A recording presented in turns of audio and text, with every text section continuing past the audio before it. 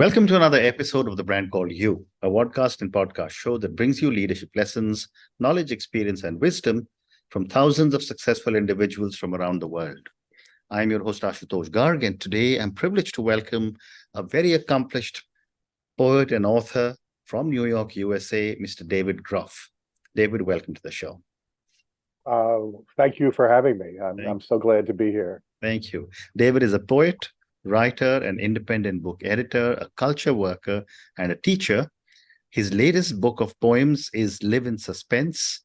David has co-edited 2 anthologies, and with the kind of background he has, he's been awarded, recognized, and felicitated several times. So, David, before we talk poetry and about your book, tell me about your own amazing journey in brief.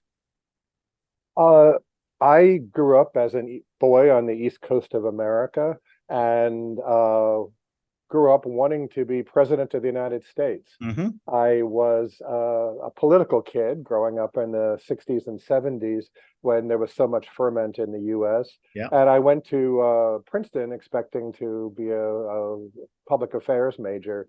But along the way, I fell in love with poetry. I loved the reading and the possibilities of it, and had some wonderful teachers, which I think makes such difference for all of us, who transformed me. And so I didn't want to be president of the United States anymore. I think I mostly just wanted people to stand up when I walked in the room. And of course, with poetry, they don't do that. So I went to Princeton, and then from there went to the University of Iowa Writers Workshop, which was, and I guess is one of the main MFA places in the United States for literature, and then became an editor after that at Crown Publishers, which was part of Random House, is part of Random House, Penguin Random House now. And so I began to work with authors a lot. And for nearly 30 years now, I've been an independent book editor working with authors, publishers, and their literary agents, even as I've continued poetry and managed with all of that to have 3 books come out over these last years. So balancing my own work with my work with other writers. Amazing. So, you did tell me you wanted to be president, and along the way you decided to start writing poetry. But what was your inspiration to start poetry and not any other kind of prose? And what would you describe as your writing style? I think there's something about poetry I think I liked because it was so concentrated, because you could work generally, not always, but on a small field, the field of the page. And that intensity and its relation, I think, to visual art, because it's image-based, as I tell my students, and also music, because it's all inhabited by the voice. I think that form, even more than prose, felt just right for me. It certainly doesn't have the largest audience generally compared to other written forms, but the concentration, the intensity, and the kind of non-rational way that poetry hits you, the way a gorgeous work of visual art does or music does, I think were the things that related to me to it. I think I'm what I would call a linear poet, which is a term I use, I'm not sure others do, to describe somebody who is either telling a story in a poem, where a poem occurs in time, or telling a lyric that you can follow, that there is a kind of direct correlation, a cause and effect between lines, which means that my poems are more understandable, I think, than certain poets who can work in more non-linear associative ways, which are wonderful, and sometimes we poets and non-poets can have some responses to. But I'm hoping that people will get what's going on in my poems, whether I'm telling a story or having a moment of enlightenment. Thank you. And are there any specific themes or subjects that you often explore in your work? I'm going to make myself sound very depressing, but I think my poetry is pretty existential. It is dealing with matters of life and death and meaning. A recent reviewer compared this new book to something that Kierkegaard would appreciate, which was like a big comment. But I think there is that sense of the elemental things really working. I'm the son of an Episcopal minister, an Anglican priest, and I think, am kind of haunted by questions of faith and connection and meaning. and also love, loss. There are a lot of elegies from my parents. There's also a lot about HIV/AIDS, which was something that very much affected my life growing up. And that has kind of been a portal of entry into dealing with these things. I've also, I think, gotten more meditative and more accepting in the poems. So there's a spirit, I hope, of almost invisible Buddhism in some of the later poems where I can kind of rest in suspense, not just live in it. Amazing. And my next question is that what role does a mastery over the language and its nuances play in your poetry? I think more and more I've gone back to just reading and appreciating and seeking to write the beauty in language. I think for so many of us, there are a lot of people who read poetry but don't read poetry books, but they still seek poetry out in vital moments. And I think so often the language of our public discourse and sometimes our private discourse is so normalized that we still want to be startled into attention, into connection with things. And I think we seek poetry out for that, whether it's for something that at a wedding, or something at a moment of crisis, or a moment of clarity that is unparaphrasable and true, that makes it different from an editorial or a statement of purpose, or some of the other kinds of writing that your listeners and all of us might be doing. We can trust what we can't totally understand sometimes and be moved by it. And I think we seek that out. I certainly seek it out as a poet, that richness and lushness and color, even if it's utterly apprehensible on first or second read. Wonderful. And have you ever experimented with different forms or styles of poetry? And if so, how was that experience? I have somewhat, and I want to even more. I'll show you just one poem from my new book.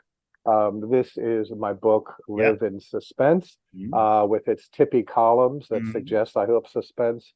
And a number of the poems in the book have to do with elegies from my parents and imagining in certain cases where how my parents might have an afterlife. And my father had a little tiny boat that he loved. He loved getting away from the church and being on his own time. And I'm not quite sure you can see it, but the poem is called His Craft. And it's basically shaped like his little boat. Yeah. So that's, why don't you read out a few lines of it? Okay. The ending goes, at home in the fishless afternoon of what his father would call a day in the open, his wife reading on the far shore of the shade, his son in sight on the dock, forever a man in a cove at the edge of the bay, sheltered, the river Styx a home, the boat his harbor. Now, beautiful words. Thank you for sharing this. Well, just one more note on this, I think, is that so many poets, and I think one thing that's happening now, are working with video, audio, music. All of the forms in English literature in the US and I think around the world and in other languages is blurring forms and cross-pollinating. And I think it's very exciting that things will be leaping off the page into new media. And I'd like to be part of that beyond just my boat poem. Fascinating. And has there been any memorable experience or incident that has shaped your writing career? I had a wonderful teacher named Marie Ponceau, who wrote her first book when she was about 34 and then proceeded to have 7 children and teach, and went back to poetry and teaching later in life. And she was able, when we all were gathered around a table, to have us share poems and not to critique them, which is how I was brought up, not to find out what was wrong with them, but to appreciate them, to observe what poetry could do. And the idea of approaching language or one's art from a place of praise and appreciation didn't simplify it for us, but it opened it up for us into a way of caring and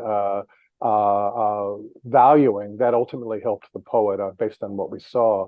So the idea of not constantly critiquing our work, whatever kind of work that is, but seeing what's good in it, is something I've tried to do as a book editor and as a human being and in my writing, to say, here's some stuff we can love, that we appreciate. Let's learn from that, from what people have done well. And that's a way to revise and improve our work.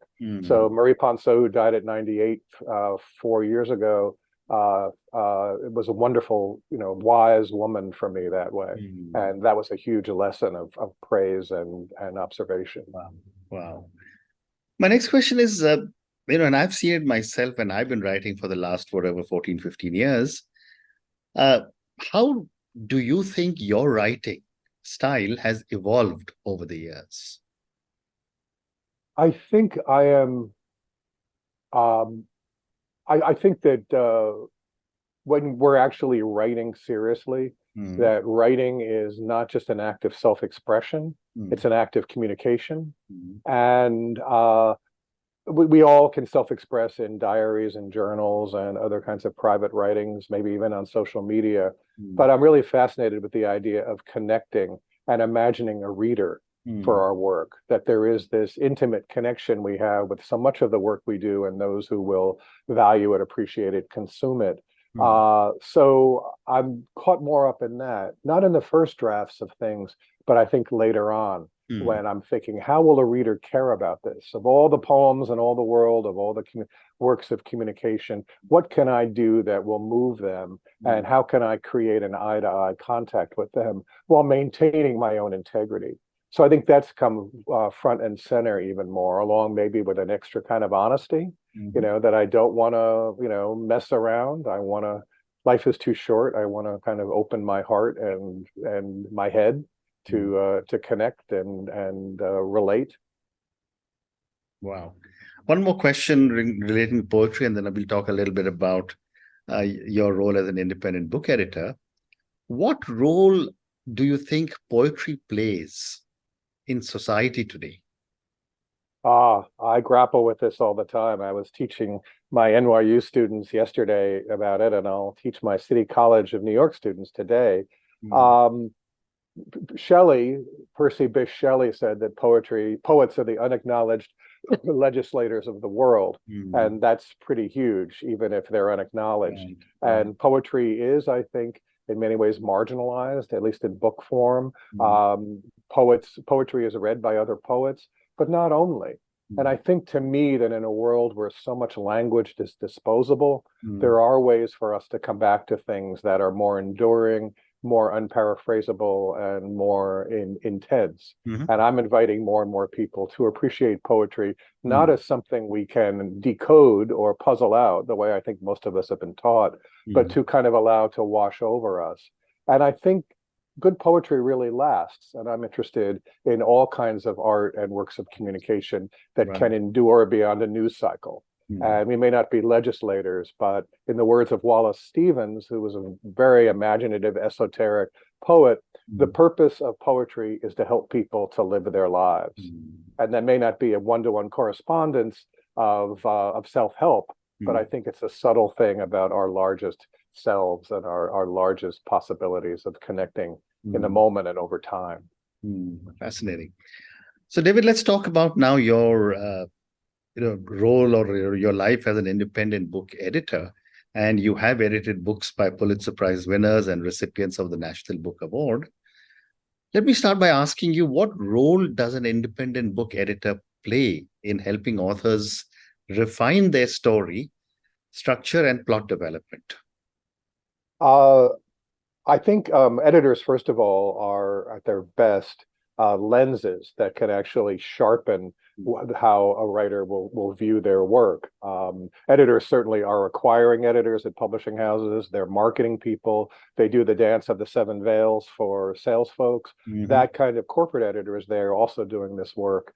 For me as an independent editor, I learned that I was a content guy. I was good at the marketing stuff within a house, but I loved actually working on manuscripts. My authors come to me sometimes with contracts for books already. Sometimes they're seeking them. Sometimes their agents come to me with projects they want to sharpen. And sometimes the publisher will come to me.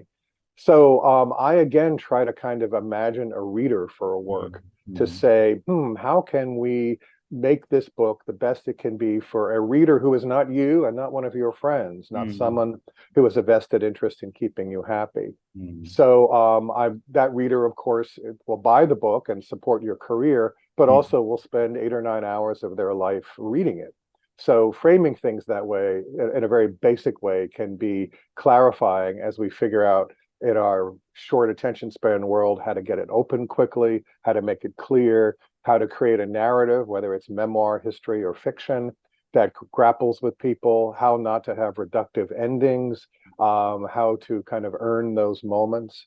As an editor, I think I have a mission statement. I have, as a writer and human, I have it really, to unite my kind of writing work with my editing work. And I believe that my mission statement, my mission is to enable resonant words, whether they're my own or other people's. And as a teacher, I try to do that too. So I want the words to resonate. I want them to be worth people's time. And I can get into the weeds on all of that, but that larger sense of connecting with the reader honorably to crystallize and sharpen the lens of how we see, I think is the overall the way I try to go into things, whatever kind of work it might be. Fascinating. And you've been, writing and seeing publishing for three and a half decades. What are some of the changes that you have seen taking place in the world of publishing? And how can authors take advantage of that today? I think in many ways it's very daunting. It's easier in some ways to get published than it ever was, because there are so many, as your listeners and viewers will know, there's so many ways to self-publish, which I think can be a great avenue. I think there are, when I was a kid, more books sold fewer copies. And now, at least in the mainstream legacy publishers, I think around the world, it's winner take all. You have a short window to sell a lot of copies. You better do that on your first book. Otherwise, it's going to be hard to maintain a career. But there is still that long tail. And there's a way I think that authors can figure out who best will publish them, from university presses to the mainstream legacy dinosaur publishers to small and independent presses as well. And sometimes through their own work, their own efforts, if they have ways to publicize it. I think more than ever, it's people want to read. People don't want to read books; they want to read authors. And the more one is a presence in the world, as you are, the more people will want to read that person. We talk not about reading a book, but reading a particular writer who's important to us. And I think accepting that role and embracing it and putting your work front and center is a way to manage that. Very fascinating. And what are some of the common challenges you have observed authors face when they work with an editor? I think there has to be a real kind of trust. There has to be kind of an openness to the process, an ability to wish to revise. And I find most of my authors have that if they come to me.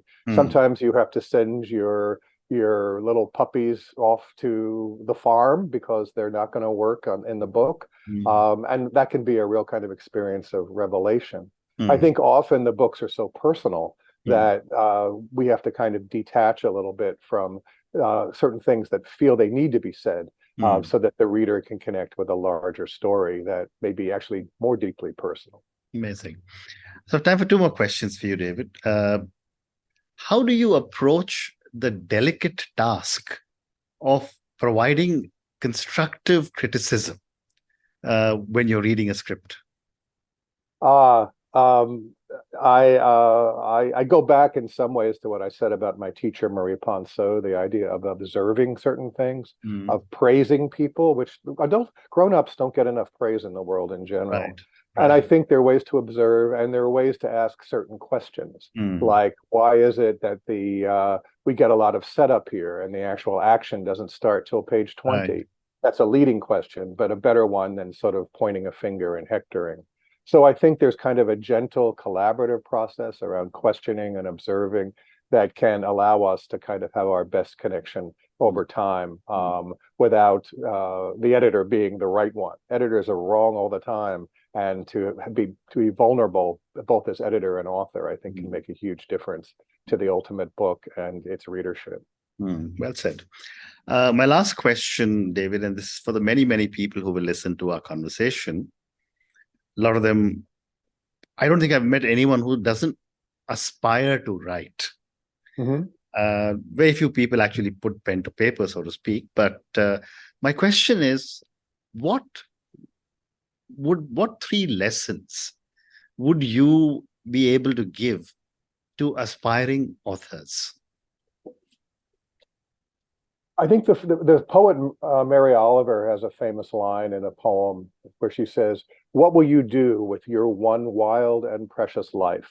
And a lot of people quote that, but I think it's a summons to us to try to make our stories known. And I think everybody has a story. And I think one lesson is that we can tell it, and we can tell it in little bits. Marie Ponceau, my teacher with 7 children, said, you can always write a few poems or a few lines a day. You have the time. You really do.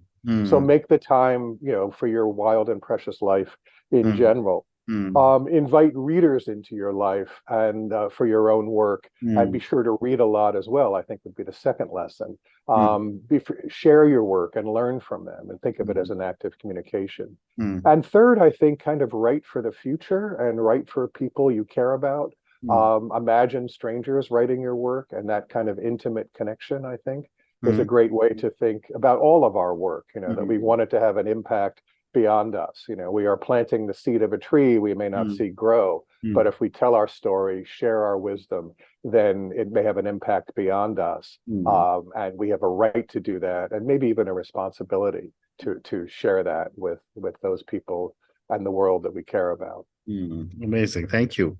So I'm going to say on that note, and this amazing phrase, which I hadn't heard of, but I've learned it today. What will you do with your one wild and precious life? Your amazing lessons, David. Make the time to write. We all can find that little time every day to be able to write. Second, you said, invite your readers to your work. And third, you said, write for the future. Thank you so much, David, for speaking to me about your journey. Thank you for talking to me about your poetry. Thank you for reading out a few lines from your book, Live in Suspense. And thank you also for speaking to me about your role as an independent book editor. Thank you again, and good luck. Thank you so much. Thank you.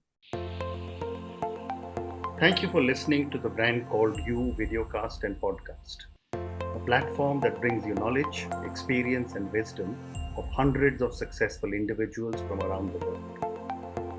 Do visit our website, www.tbcy.in, to watch and listen to the stories of many more individuals.